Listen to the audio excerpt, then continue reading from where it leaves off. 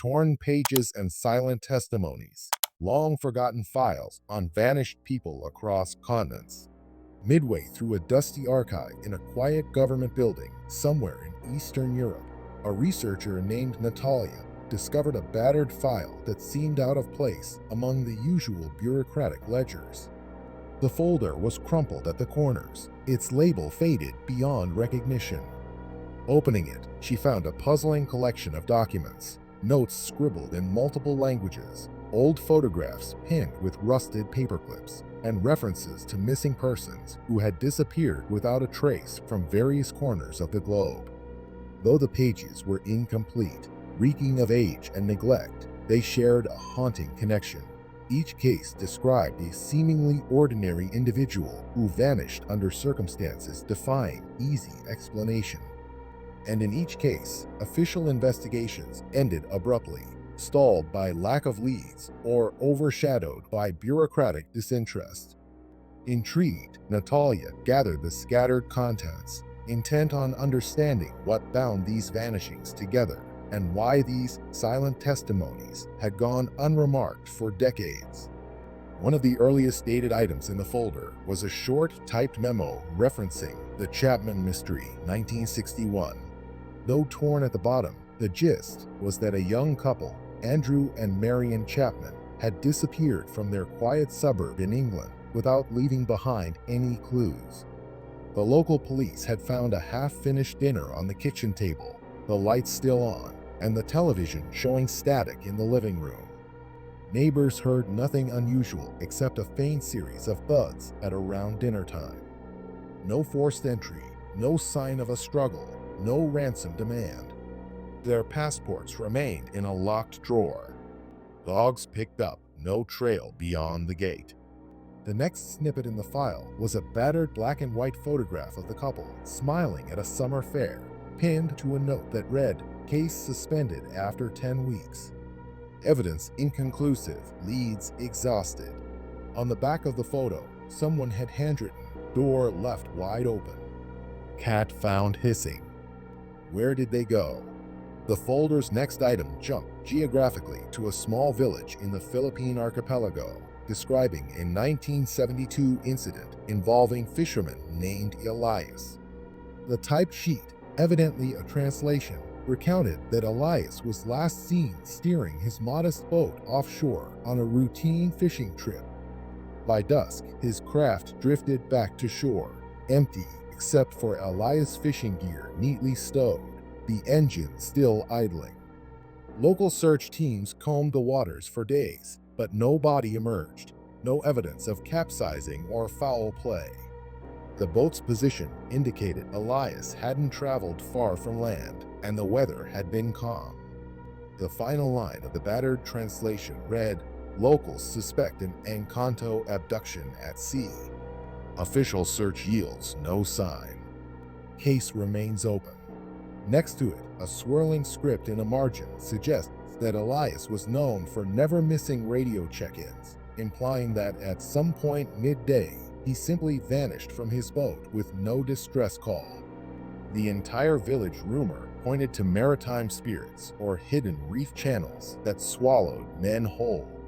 But the official stance was simply missing at sea. This pattern repeated, a swirl of official files, scribbled field notes, and local lore gathered from different continents. Natalia realized the folder was not strictly a government file. It contained personal research from someone who'd traveled widely, collecting stories about unexplained disappearances. She found references to Case X4, Lagos 1977, describing the abrupt vanishing of a teenage street vendor last seen hustling for customers near a busy intersection. The text described that a passing bus driver glimpsed the boy talking to two men in an old sedan. Moments later, the sedan pulled away. The boy was never found, his small stall left behind. The police suspecting a trafficking ring, but the trail ended abruptly. Another item from 1983 recounted the strange case of a mountaineer in the Andes who parted from his group to scout a route, only to evaporate from the mountain's slope. The group's vantage allowed them to see nearly the entire terrain, yet no one spotted his fall or any accident. Weeks of high-altitude searches uncovered only his footprints leading across fresh snow, which abruptly ended in the middle of an open expanse. The searches described an unsettling line in the snow that seemed to swirl in strange patterns, though the official report concluded with no conclusive evidence. Next to it, someone had attached a Polaroid snapshot of footprints halting at a ledge, the edge unbroken, and the distance to the bottom far too great for a safe descent. The final note on that Polaroid read, "Where does a man go if he doesn't fall, yet does not return?" A deeper rummage into the folder revealed an entire section devoted to a curious phenomenon in Central Africa, near the dense forests of the Congo region. This set of typed transcripts retold the local stories about entire small groups disappearing while traveling from one village to another through forest paths. The accounts spanned from the 1940s to the 1960s, always pointing to the same pattern: footprints that simply ended mid-trail, with none of the usual signs of animal attack or tribal conflict. Tribes talk of forest spirits that can lift a person from the ground silently, read one note. Another page described a Belgian colonial officer's official frustration at the disappearance of 3 skilled trackers sent to find a prior lost group. The trackers, experienced men who always left markings on the trees, vanished without leaving a single marker. That part of the file ended with a personal annotation: no link to standard causes, bandits, wild animals, or disease. Local whispers: the forest devours them without a trace. Natalia marveled at how widely scattered these vanishings were, yet how they echoed the same confounding hallmark: no violence or sign of departure, as though each victim simply stepped out of existence. She searched the file for any hint as to who compiled these notes and for what purpose. The final pages seem to reflect a personal quest, with scrawled lines like, "The phenomenon is real, some power or door." Are these kidnapping events or something else? Another scrawled note: "The torn pages. Are they from official archives? Why so many partial reports and no concluding remarks?" This mention of torn pages referred to how many of the documents were incomplete, missing their final sections or official conclusions, as though at some point someone tried to bury the evidence or sabotage an inquiry. Some references pointed to bigger institutions, maybe Interpol or a special investigative body, that started to see a pattern in ephemeral vanishings but never reached a public statement. One particularly chilling account in the folder concerned a case from 1989 known in local tabloids as the Carriage Circle Mystery in a remote eastern region of Russia. A party of 4 traveling by horse carriage along a forest track was discovered with the carriage intact, horses still harnessed and calm, yet no sign of the travelers themselves. Their personal belongings, including passports and warm clothes, remained neatly arranged inside the carriage, as though they had simply paused for a break. The horses were not distressed, the path showed no footprints leading away, and a thick morning dew covered everything, except for a strangely circular patch of dirt near the carriage's wheel, as if some heat or force had dried that ground. The local gendarmerie concluded disappearance under unclear circumstances and placed the case in a rarely opened archive. The scribbler's margin note said, "Another circle similar to the Congo swirl? Patterns repeating across continents?"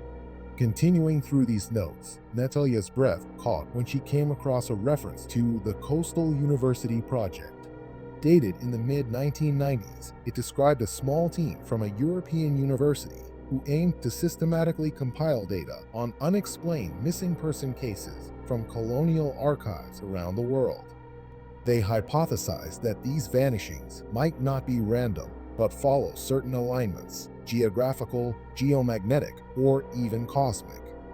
The group, led by a cryptic professor named Dr. Jacinda Olofi, traveled widely to gather local testimonies. However, the project abruptly ended after Dr. Oliphant's own mysterious disappearance along the southwestern coast of Ireland. No one saw her vanish, but her notes were found scattered across a windswept cliff, referencing an intersection of lines beyond normal comprehension. Danger is real. I sense watchers. The incomplete text hinted that she suspected a site where the boundary was thinner. Investigations that followed, the file claimed, were inconclusive. Some believe she slipped off the cliff in a tragic accident. Others suspect she stumbled upon the phenomenon she was studying. Her disappearance ironically joined the pantheon of unsolved vanishings that she had dedicated her career to. The entire project's records were confiscated or locked away, possibly to avoid fueling hysteria or fueling conspiracies. Gradually, reading on, one gleaned that the unknown compiler of these documents believed there existed a clandestine pattern behind these vanishings, that in certain times and places, people simply slipped through cracks that standard reasoning fails to address. Not necessarily a single unified cause. Some might be abductions by cartels, others by supernatural or cosmic occurrences, or dimension rifts, or a phenomenon outside recognized science. But the essential question echoed across every report. How do entire groups or individuals vanish so seamlessly, leaving no trace or a faint swirl in the environment? Some lines hypothesized that intelligence agencies noticed this pattern but withheld it from the public, fearing mass paranoia or acknowledging that they themselves had no explanation. Another note insinuated that shady government labs or Blue Book-type investigations rummage through old colonial archives, systematically removing references that pointed too directly at the phenomenon. That might account for the many torn, incomplete pages in the folder. One of the last items in the file was a personal letter from a British policeman, Sergeant Dermot Hayes, who wrote it in 1975 to a friend in the countryside. The letter recounted how he was assigned to investigate the Chapman mystery from 1961. After new evidence surfaced, a neighbor discovered a hidden notebook, apparently belonging to Marion Chapman, detailing odd sightings in the nights before her disappearance. Marion described hearing coded radio transmissions at odd hours, seeing silhouettes of men in old-fashioned suits peering from the corner of the yard. In her final entry, dated just 2 days before the vanish, Marion wrote cryptically, "They keep repeating our names, as though counting. Andrew says not to fret, but I feel a shift in the air, as if we might not be here next week." Sergeant Hayes ended the letter with, "I fear the official line is to bury this. The pages have already gone missing from the evidence. I must tread carefully. Something bigger is at play." Within weeks of writing that letter, Sergeant Hayes allegedly took sick leave and never resumed duty. The colleague who discovered the letter in his desk found no further reference to the Chapmans. Just another piece of the puzzle lodged in bureaucratic silence. As Natalia sat immersed in these documents, these torn pages and silent testimonies, she sensed a chilling reality behind them. Each story was separated by decades and continents, yet they shared the same haunting emptiness. People, be they traveling or simply at home, left behind half-eaten meals, unfinished tasks, or footprints that ended in mid-stride. Then came official disinterest or disclaimers blaming unknown criminals or improbable accidents. The caretaker of the archive, noticing Natalia's extended presence, approached her with subdued curiosity. She shared her suspicions about the significance of this file. The caretaker admitted that in the course of his 30-year career, had come across references to vanishings in widely different contexts, like threads in a labyrinth that never quite converge. He expressed relief that someone else found it as compelling, that perhaps a thorough researcher might shed new light on what so many official agencies had neglected. "But be cautious," he whispered. "These vanishings devour more than evidence. They devour the people who chase them." Natalia felt an unaccustomed shiver. She recognized that beyond the realm of rational analysis, these unsolved mysteries carried a lurking sense of danger. Was this all a swirl of mundane tragedies, twisted by rumor and half-truth? Or was there truly an elusive phenomenon underlying them? She wondered if she could reassemble the puzzle, traveling to the locations mentioned in the notes. Perhaps to the deserted orchard in England where the Chapmans used to live, or that remote African path rumored to claim unsuspecting travelers, or the hidden mountain shrine where King Ehrenwald. Some note references a monarchy that vanished might have also integrated into the tapestry. She suspected that behind each local explanation, kidnapping, forest spirits, ancient curses, there might be a universal thread. But after her initial fervor, a subtle fear crept in. The letters from those who delved too deeply, like Dr. Olofi or Sergeant Hayes, ended in their own abrupt vanishings or discredited ends. Would she risk stepping into the same vortex by shining a spotlight on these half-forgotten archives? The caretaker, as if reading her thoughts, suggested a more cautious approach. Digitize the files, cross-reference with modern missing person databases, and see if patterns persist in the present day. If yes, then approaching relevant investigators or an international body might be wise. If no discernible pattern emerges, perhaps these remain only haunted footnotes in the long, sorrowful record of humanity's unaccounted losses. The caretaker's suggestion stirred hope in her. She spent another day meticulously scanning each page with an old but functioning microfilm machine, then taking digital photos with a small camera. The process reminded her of how ephemeral knowledge can be. These pages once might have been official. Now they survived by chance in a random stack. Her mind wandered to those families across time who waited for loved ones to return, only to pass away with no answers, leaving behind an intangible grief folded into worn-out archives. The silence of the building weighed on her, punctuated only by the hum of old fluorescent lights and the occasional shuffle of the caretaker. By dusk, she had captured a workable record. Then, in the hallway, she paused over a final typed line on a lone scrap of paper that read, "If these vanishings share a single cause, it is neither wholly human nor wholly natural." The testimonies stand as quiet witnesses that the world contains doors best left unopened. The scrap lacked a signature.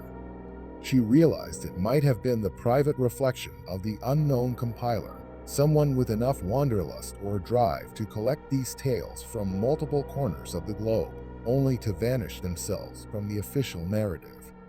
A lingering dread mingled with curiosity in her mind. She double-checked that she left no page behind, sealed the battered folder carefully, and locked the archive door behind her. She stepped into the crisp evening air, uncertain if the gloom she felt came from the setting sun or the accumulation of desperate ghosts in those pages.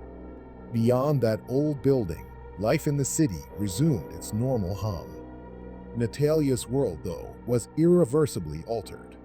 She knew these stories of broken footprints, deserted rooms, and cut-short diaries would linger in her thoughts. Each name, Andrew, Marion, Elias, the fisherman, the mountaineer, the boy in Lagos, the trackers in Congo's forest, had become more than a footnote. They had become a collective cry from the void, a testament to how easy it is for some lives to slip through cracks in the cosmic fabric or vanish amid the swirl of human negligence. Torn pages, silent testimonies indeed, no grand closure, just a mosaic of heartbreak, wonder, and suspicion that these vanishings belong to a phenomenon that might never yield clarity. In the months that followed, Natalia compiled her findings into a private research dossier, discreetly contacting an investigative journalist she trusted. Maybe a new look at these old files would rouse fresh leads.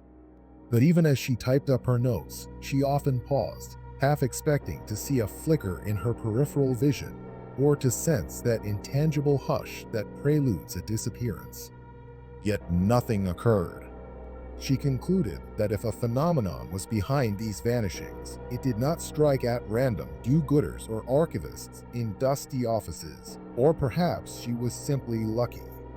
Eventually, Natalia's research leaked quietly into specialized forums and academic circles that study border phenomena, capturing the interest of retired detectives and cryptic collectors. A small wave of renewed attention to decades-old cases spurred local amateurs to do field visits, interview elderly witnesses, rummage in city halls for unredacted versions of the same stories. Some found nothing, while others discovered minor expansions. A relative who recalled a final phone call, a photograph that included a suspicious figure in the background, a snippet in an old newspaper referencing identical patterns. No single revelation solved the puzzle. However, the dialogue deepened. For a time, the question rose: are these vanishings truly a single tapestry, or are we imposing a pattern on random tragedies?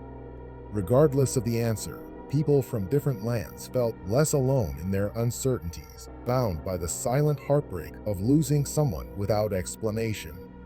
One final note emerged from the caretaker's domain. An unknown benefactor funded the scanning of the entire missing persons archive in that building, making the data available to genealogists and historians. In the process, they uncovered yet another slip of paper hidden in a different stack, referencing the same phenomenon in the 21st century. The slip described how an entire bus in a mountainous region was found empty, the driver's seat unoccupied, engine running, personal items untouched. The date on the slip was quite recent, only a few years old. This discovery reminded everyone that such cases aren't purely a relic of old record-lacking times. Modern technology does not guarantee an absence of unexplained vanishings. Security cameras sometimes fail or glitch, GPS trackers show odd pings, and footprints remain incomplete. The phenomenon, if real, persists. Not even an age of satellites has eradicated the possibility of abrupt disappearance. Thus, the conversation returns in cyclical fashion to that singular question: might these events share a hidden cause, or do we just fear that we're at the mercy of cosmic or conspiratorial forces? And so, the story continues, bridging continents and eras, a mosaic of unsolved vanishings. Torn pages, silent testimonies, across old farmland in rural England, in a fisherman's idle boat in the Philippine seas, in the mountainous paths of the Andes, in the forest trails of Africa, in the hush of an Eastern European archive, in a bus found vacant in modern times. The files remain incomplete, overshadowed by official disclaimers, or overshadowed by resource constraints, overshadowed by the cyclical nature of fleeting public interest. But the sense of a global tapestry remains, woven from heartbreak and strangeness, as if all these separate threads confirm that every corner of the earth can yield to a crack in reality or a cunning unknown that occasionally devours people in silence. Meanwhile, an unspoken vow forms among those who read these stories: to keep watch, to remain curious, and to remember that some vanishings might defy not only the law, but the fundamental logic of our everyday assumptions. A quiet promise lingers in each scratched file and missing person flyer, that these lost individuals are not truly gone from memory, as long as someone, somewhere, keeps asking how and why they disappeared.